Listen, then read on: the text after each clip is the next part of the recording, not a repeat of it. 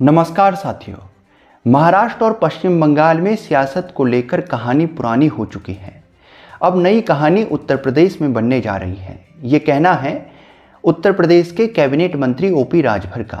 उनका दावा है कि समाजवादी पार्टी उत्तर प्रदेश में सबसे बड़ा विघटन देखने जा रही है और उसके कई विधायक और कई नेता जाकर भारतीय जनता पार्टी में शामिल होने वाले हैं।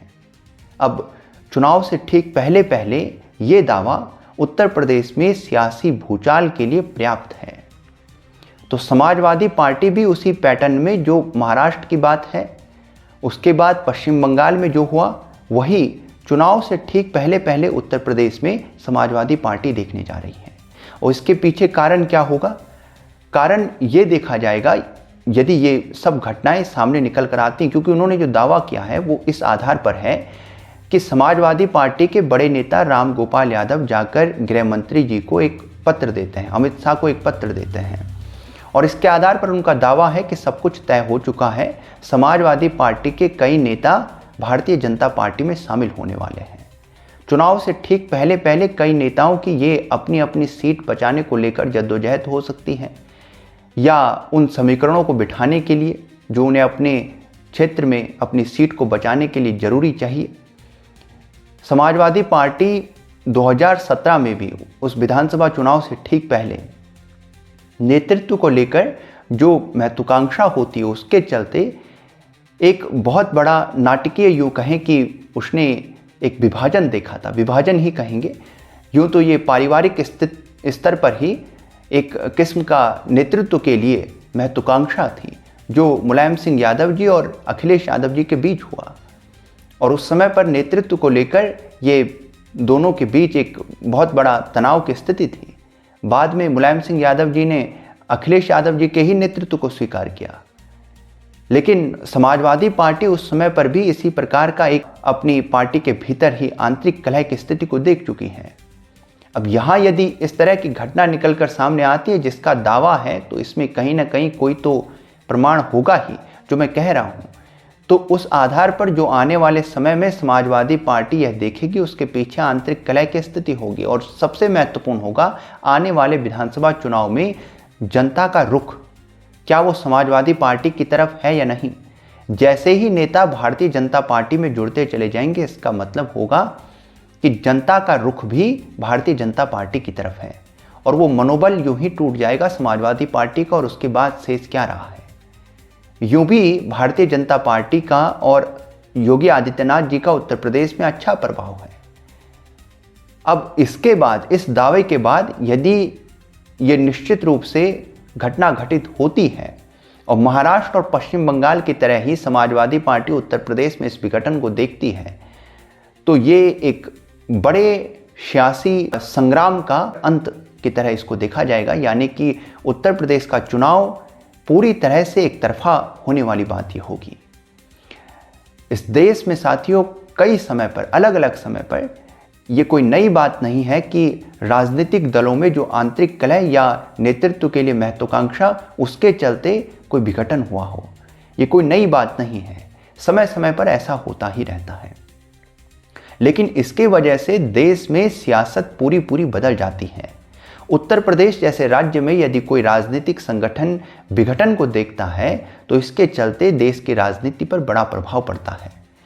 टीएमसी का इस समय पर इस तरह से विघटित होना विपक्ष की शक्ति को इस प्रकार से कमजोर करता है कि वह कोई साधारण घटना नहीं है, एक बहुत बड़े गढ़ का ढह जाना है। और अब पश्चिम बंगाल के वे तमाम सांसद जो वहां से टीएमसी की मजबूती थी, वे तमाम सांसद जाकर भारतीय जनता पार्टी को समर्थन करते हैं, सत्ता पक्ष के साथ हो जाते हैं। ये जो चीज़ें हैं, आप इससे समझिए कि कितनी कमज़ोर हो जाता है विपक्ष। टीएमसी हो या देश में विपक्ष का वो सारा खेमा हो, उसके लिए कितने बड़े स्तर पर ये एक तरह से बैकफुट पर आना है।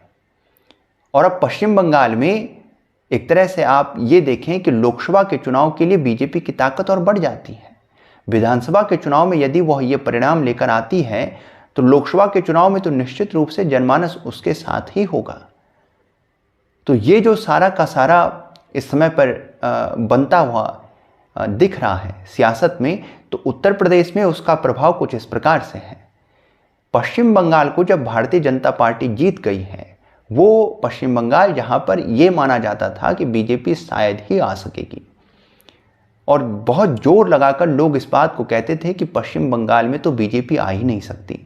लेकिन ऐसा क्योंकि हो गया, तो उत्तर प्रदेश में इसका प्रभाव पड़ेगा भी, जनमानस का रुझान उसकी तरफ बढ़ेगा भी, और इसकी वजह से केवल जनमानस नहीं बल्कि समाजवादी पार्टी के नेताओं पर भी इसका प्रभाव देखने को मिल रहा है। ये दावा कोई यूं ही नहीं है, इसका कोई ना कोई परिणाम तो जरूर देखने को मिलेगा। 1969 से यदि हम कहानी को शुरू करें, इस देश में पार्टियों के भीतर वैचारिक मतभेद के चलते और नेतृत्व को लेकर जो महत्वाकांक्षा होती है उसके चलते विघटन को, तो 1969 में सबसे पहले कांग्रेस ने जो विघटन देखा था, उस समय पर सिंडिकेट कहा जाता था। वो नेता जो कि बहुत अनुभवी माने जाते थे, उनका एक समूह हो जाता था, उसे सिंडिकेट कहते थे, और बाकी इंदिरा गांधी जी का एक समूह था। तो उस समय पर जाकिर हुसैन जी का क्योंकि निधन हो जाता है, और उनके निधन के बाद अब राष्ट्रपति कौन होगा, इस बात को लेकर उस समय पर जो है कांग्रेस में दो फाड़ हो गई। एक तरफ थे इंदिरा गांधी जी और दूसरी तरफ सिंडिकेट, जो कि अनुभवी कांग्रेसियों का समूह था। आप जानते होंगे कि के कामराज जी ने इंदिरा गांधी जी को प्रधानमंत्री के पद पर बिठा दिया, सिंडिकेट को की राजनीति को और उनकी महत्वाकांक्षा को शांत करते हुए, और ये बहुत बड़ी बात मानी जाती है उस समय पर, इसलिए किंग मेकर भी कहा जाता है के कामराज जी को। तो यहाँ पर जो ये बात थी, वहीं से सिंडिकेट एक तरफ चढ़ने लगा और इंदिरा गांधी जी के नेतृत्व में कांग्रेस दूसरी तरफ होने लगी। तो वैचारिक मतभेद की कहानी बहुत बड़ी है। 1969 में जाकिर हुसैन जी के निधन के बाद वीवी गिरि जी को राष्ट्रपति बनाना चाहती थी इंदिरा गांधी जी, और ज्ञानी जैल सिंह जी के नाम को आगे कर रहे थे सिंडिकेट ग्रुप के लोग कांग्रेस में ही। और यहाँ पर दोनों आमने सामने हो गए। इस तरह से समझिए, अब राष्ट्रपति के चुनाव में एक ही पार्टी के लोग कुछ इस तरह से बंट गए। तो देश में वैचारिक रूप से मतभेद का एक ही पार्टी के भीतर ये एक बहुत बड़ा दृश्य था। अब आगे क्या हुआ आप जानते हैं कि इंदिरा गांधी जी का जो समूह था वो मजबूत होता चला गया, कांग्रेस ओ और कांग्रेस आर बन गया था। लेकिन इंदिरा गांधी जी के नेतृत्व में जो कांग्रेस थी वो मजबूत होती चली गई। 1971 में वो चुनाव भी जीत गई, बड़ी मार्जिन के साथ कांग्रेस चुनाव जीतती है, और जो दूसरा सिंडिकेट ग्रुप था वो धीरे धीरे 1977 तक आते आते वो जुड़ गया उसी जनता दल के साथ, जो कि सरकार वहाँ बनाता है आपातकाल के बाद, क्योंकि हार जाती है इंदिरा गांधी जी, तो वहाँ पर वो सरकार बनाते हैं। उसी के साथ सिंडिकेट का सारा ग्रुप जो है वहीं जुड़ जाता है। तो कांग्रेस में जो वैचारिक मतभेद था उसका परिणाम कुछ इस प्रकार से निकल कर आता है। लेकिन 80-90 के दशक में बहुत बड़ा विभाजन इसी जनता दल में होता है, तो उसी से फिर कई और नई पार्टियां निकल कर आती हैं। तो आगे जनता दल में एक बड़ा विभाजन होता है, और बड़े विभाजन के चलते इसी से आगे भारतीय जनता पार्टी का गठन होता है 1980 में। विभाजन इसलिए होता है कि बहुत से सदस्य जो थे जनता दल के, उनकी दोहरी सदस्यता को लेकर जो आरएसएस में या राष्ट्रीय स्वयंसेवक संघ में थी, उसे लेकर वैचारिक मतभेद होने लगा, और इसके बाद कई सारी नई पार्टियों का जन्म हुआ। आप आरजेडी को, जेडीयू को, जनता दल यूनाइटेड, राष्ट्रीय जनता दल, ये तमाम जो हैं और दल, ये उसी से इनका जन्म हुआ जब कई इनका जो है बिखराव होने लगा जनता दल का, कई विचार उससे निकलने लगे, और भारतीय जनता पार्टी जो है उसका जन्म भी वहीं से है।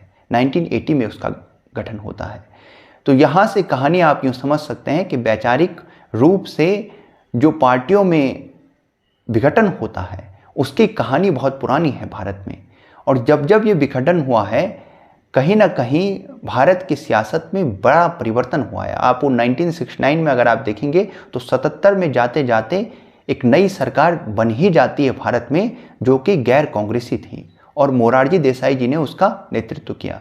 तो आप ये समझ सकते हैं कि जब ये विघटन होता है, इससे नई सियासत तो उभर कर आती है। लेकिन उत्तर प्रदेश में यदि ऐसा होता है तो ये भारतीय जनता पार्टी को और अधिक ताकत देगा, और ताकत देगा उसे आने वाले समय में लोकसभा चुनाव में भी, और ये उसकी जड़ों को और अधिक मजबूत करेगा। विपक्ष के खेमे को और अधिक कमजोर करेगा। तो ये बात तो खैर पश्चिम बंगाल के चुनाव के बाद काफ़ी हद तक तय हो चुकी है कि विपक्ष कमज़ोर हुआ है। राष्ट्रीय स्तर पर संसद में उसकी ताकत और उसकी आवाज़ कमज़ोर हुई है। लेकिन अब आगे देखना यह है कि यदि ये घटना निकलकर सामने आती है तो उत्तर प्रदेश, जो कि इस देश में राजनीति का सबसे महत्वपूर्ण केंद्र माना जाता है, वो उत्तर प्रदेश जहाँ कहा जाता है कि लखनऊ से होकर इस देश में प्रधानमंत्री के पद के लिए रास्ता जाता है, यदि वहाँ पर यह घटना घटित होती है और वहाँ का मुख्य विपक्षी दल समाजवादी पार्टी, जो आने वाले चुनाव में नेतृत्व करने वाला है, यदि वो इतने बड़े विघटन को देखता है तो इसके चलते भारतीय जनता पार्टी पूरी तरह से एक अजेय पार्टी के तौर पर उत्तर प्रदेश में देखने को मिलेगी। आज के लिए इतना ही। यदि आपको वीडियो पसंद आई तो लाइक कीजिएगा, शेयर कीजिएगा, हमारे चैनल को सब्सक्राइब कीजिएगा।